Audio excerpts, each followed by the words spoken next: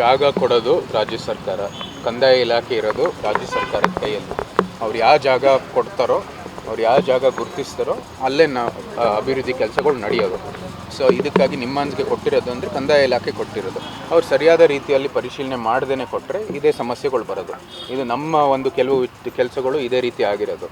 So ಇವರು ಸರಿಯಾದ ರೀತಿಯಲ್ಲಿ ಪರಿಶೀಲನೆ ಮಾಡಿ, ಏನು ಡಿಲಿಜೆನ್ಸ್ ಅಂತ ಏನು ಒಂದು ಪ್ರಕ್ರಿಯೆ ಇದೆ ಅದನ್ನ ನಡೆಸಬೇಕಾಗಿದೆ. ಎಲ್ಲ ಒಂದು ದಾಖಲೆಗಳು, ರೆವೆನ್ಯೂ ರೆಕಾರ್ಡ್ಸ್ಗಳು ಸರಿ ಇದೆಯೋ ಇಲ್ವೋ ಅಂತ ನೋಡಿಬಿಟ್ಟು ಕಂದಾಯ ಇಲಾಖೆ ಇದಕ್ಕೆ ಒಂದು ಸರಿಯಾದಂಥ ರೀತಿಯಲ್ಲಿ ಒಂದು ಯಾವುದೇ ಒಂದು ಅಡಚಣೆ ಅಥವಾ ಯಾವುದೇ ಒಂದು ಅಡೆತಡೆಗಳು ಇಲ್ಲದೇ ಇರ್ತಕ್ಕಂಥ ಜಮೀನನ್ನು ಕೊಡಬೇಕು ಅವರು. ಸರ್, ಈಗ ಚಾಮುಂಡಿ ಬೆಟ್ಟದ ಅಭಿವೃದ್ಧಿಗೆ ಪ್ರಾಧಿಕಾರ ಮಾಡಿದ್ದಾರೆ. ಆ ಪ್ರಾಧಿಕಾರ ಸಮರ್ಥವಾಗಿ ಕೆಲಸ ಮಾಡುತ್ತೆ?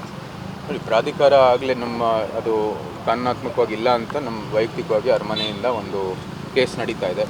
ಪ್ರಾಧಿಕಾರ ವಿಚಾರದಲ್ಲಿ ಇವಾಗ ಹಲವಾರು ದೂರುಗಳು ನಮಗೆ ಬಂದಿದ್ದಾವೆ, ಆಫೀಸ್ಗೂ ಬಂದಿದ್ದಾವೆ, ವೈಯಕ್ತಿಕವಾಗಿಯೂ ಕೂಡ ಬಂದಿರತಕ್ಕಂಥದ್ದು ನಿಮಗೂ ಕೂಡ ಬಂದಿರ್ತದೆ. ಇವತ್ತು ಅಲ್ಲಿರುವಂಥದ್ದು ವಿಧಿವಿಧಾನಗಳ ಪ್ರಕಾರ ನಡೀತಾ ಇದೆಯೋ ಇಲ್ವೋ ಅಂತ ಸಹಜವಾಗಿ ಒಂದು ಪ್ರಶ್ನೆ ಬಂದಿದೆ. ಜೊತೆಗೆ ಅಲ್ಲಿರ್ತಕ್ಕಂಥ ಅಧಿಕಾರಿಗಳ ವರ್ತನೆಯನ್ನು ಕೂಡ ಇವತ್ತು ಖಂಡಿಸುವಂಥದ್ದು ಸನ್ನಿವೇಶ ಬಂದಿದೆ.